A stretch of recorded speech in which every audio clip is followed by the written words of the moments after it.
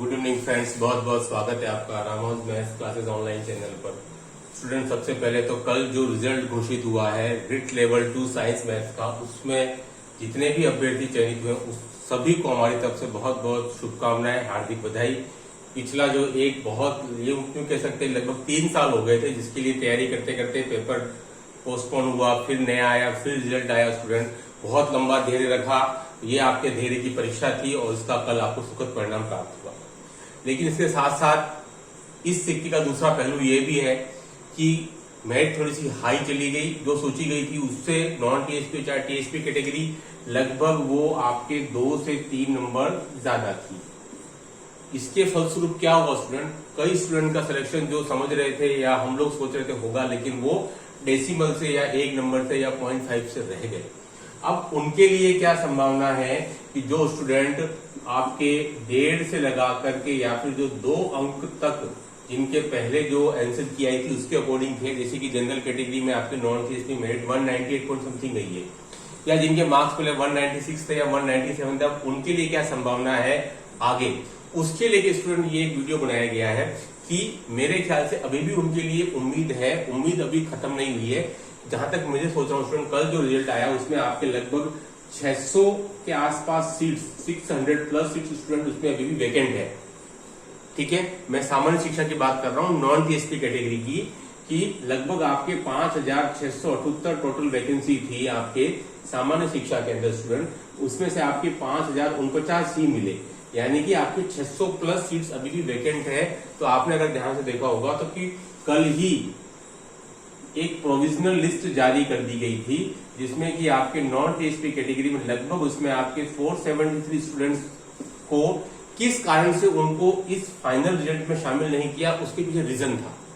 सबका reason mention कर दिया स्टूडेंट, पर जहां तक मुझे लग रहा है कि ये जितने 473 हैं ये पूरे के पूरे शायद उन क्राइटेरिया को पूरा न कर पाए।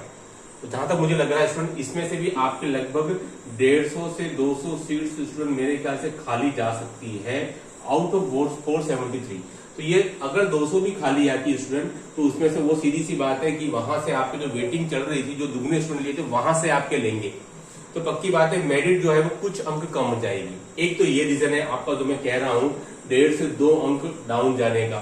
नंबर 1 मैंने बता दिया आपको कि जो भी प्रोविजनल स्टूडेंट है 473, उनके डॉक्यूमेंट के लिए उनको वापस एक बार मौका दिया गया है, लेकिन मुझे लग रहा है कि शायद उसमें 150 या 200 सीट फिर भी खाली जाएंगी। वो सभी इस रिक्वायरमेंट पूरा नहीं कर पाएंगे, या तो मुझे उम्मीद है, होता तो पहले ही कर देते। ठीक है, तो अगर 200 सीट भी खाली गई तो मेरिट पक्की बात है कि आपकी 1 नंबर आप हर कैटेगरी में 0.5 से लगा करके और 1 तक आप मान सकते हैं कि ये डाउन चली जाए, 0.5 से लगा करके और 1 नंबर या 0.8 तक। अब रही दूसरी बात, और डाउन कैसे जाएगी स्टूडेंट, उसमें इंपॉर्टेंट रोल प्ले करेगा आपका फर्स्ट ग्रेड और आपका सेकेंड ग्रेड। लेकिन इसके लिए बहुत जरूरी है कि इन दोनों के अंदर आपका पद स्थापन पहले हो as compare to third grade. क्योंकि स्टूडेंट आपके फर्स्ट ग्रेड में पदस्थापन होना शुरू हो गया है लगभग, तो स्टूडेंट ऐसे बहुत से स्टूडेंट हैं जिनका चयन फर्स्ट ग्रेड में भी हुआ है क्योंकि अक्टूबर माह में हो चुकी थी। फिर कुछ स्टूडेंट है जिनका चयन सेकंड ग्रेड में भी हुआ है, लेकिन अभी इसका फाइनल रिजल्ट स्टूडेंट अभी आना बाकी है सेकंड ग्रेड में, लेकिन उनका इधर भी होगा और उन्हीं का फिर थर्ड ग्रेड में भी हुआ है। तो स्टूडेंट ऐसे बहुत से स्टूडेंट मिलेंगे जिनका क्या आपको तीनों ग्रेड में हुआ है, और ऐसी संख्या बहुत ज्यादा है जिनका कि सेकंड ग्रेड में भी हो रहा है और थर्ड ग्रेड में भी हो रहा है।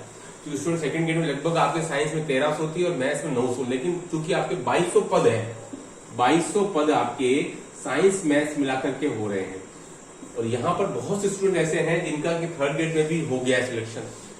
अब चूंकि सेकंड ग्रेड के फाइनल रिजल्ट नहीं आया तो यहाँ का मामला अटक रहा है। अगर ये रिजल्ट निकाल करके पहले पोस्टिंग दे दी जाए कंपेयर टू थर्ड ग्रेड, तो स्टूडेंट कम से कम आपकी यहाँ से मेरे ख्याल से आपके 200 से 400 सीट्स आपकी क्रिएट हो जाएंगी, क्योंकि उन सभी का फिर थर्ड ग्रेड में हुआ है। तो स्टूडेंट ये बड़ा मुद्दा है, 150 से 200 यहाँ खाली हो जाएंगी आपकी, और लगभग आपकी 150 से 200 यहाँ। तो उसमें मेरे को लगता है कि आपके 350 टू 400 स्टूडेंट्स आपके निकल जाएंगे और वो सीट्स खाली हो जाएंगी। इस वजह से आपकी मेरिट जो स्टूडेंट मेरे ख्याल से 1.5 से 2 नंबर आपकी डाउन जा सकती है।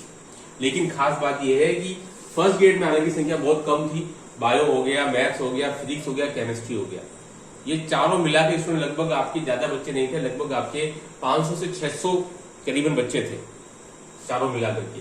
ठीक है, तो यहाँ उतना बड़ा फायदा आपको नहीं मिलेगा। हालांकि ऐसे भी होंगे जब फर्स्ट ग्रेड में भी हुआ, थर्ड ग्रेड में भी हुआ, ऐसी बच्चों की संख्या हो सकता है 40, 50, 60 के आसपास हो, लेकिन बड़ा नंबर जो है वो आपका सेकंड ग्रेड का है कि उनका चयन सेकंड ग्रेड में साइंस में भी हो जाएगा और मैथ्स में और फिर थर्ड ग्रेड में भी हो जाए। तो दोनों मिलाकर लगभग आपके 350 से 400 सीट्स क्रिएट हो सकती हैं।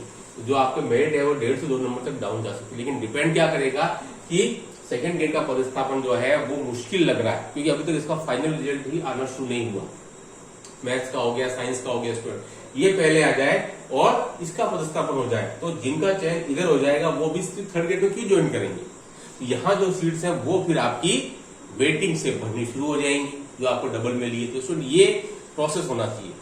पहले फर्स्ट ग्रेड की पोस्टिंग वो बिल्कुल सही चल रहा है, लेकिन सेकंड ग्रेड का मामला बीच में ढीला पड़ गया, सुस्त हो गया, और फिर ये थर्ड ग्रेड मामला द्रुत गति से चलने लग गया। अगर इन दोनों की बिल्कुल आपके डिक्रीजिंग ऑर्डर में पोस्टिंग होनी शुरू हो जाए तो स्टूडेंट आपके 400 सीट्स कहीं भी नहीं गई हैं, जो कि आपकी बिल्कुल खाली हो जाएंगी। तो ये बहुत जरूरी मैटर है, नहीं तो फिर क्या होगा, वो स्टूडेंट थर्ड ग्रेड में ज्वाइन कर लेगा और जैसे उसका सेकंड ग्रेड में सिलेक्शन हो जाएगा और उसकी ज्वाइनिंग होती है फिर वो सीट छोड़ देगा। तो एक बार ज्वाइन करने के बाद में फिर काम उतना द्रुत गति से नहीं होगा जितना कि अभी हो जाए। अभी मतलब सेकंड ग्रेड में उसकी ज्वाइनिंग हो जाएगी तो थर्ड ग्रेड में ज्वाइन क्यों करेगा वो। तो स्टूडेंट ये बहुत इंपॉर्टेंट फैक्ट है। तो कुल मिलाकर के भले ही बाद में हो, लेकिन बाद में भी सीट्स आपकी 400 के लगभग खाली हो जाएगी, मेरी इसी उम्मीद है। अगर ये सब क्रम से होने लग जाएगा तो ये 400 सीट्स आपको जल्दी खाली दिखेंगी।